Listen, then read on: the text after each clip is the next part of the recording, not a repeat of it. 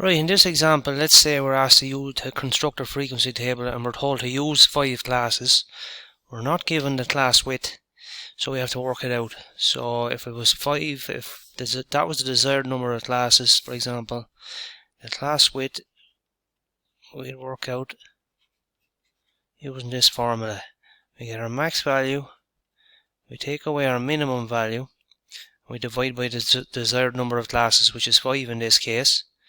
Our max value is 47, our min value was 1, so we're going to have 47 take away 1 over 5, so that's 46 over 5,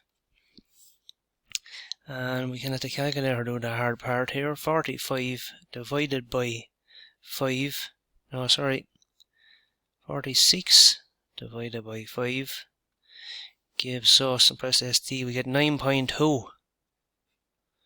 So we get the 9.2 now, and we round up to the next whole number. So this gives us 10. So 10 is our class size, also known as class width. And we'd proceed then. You might, if you're not given the lower limit of the first class, you might use the min value and go from there.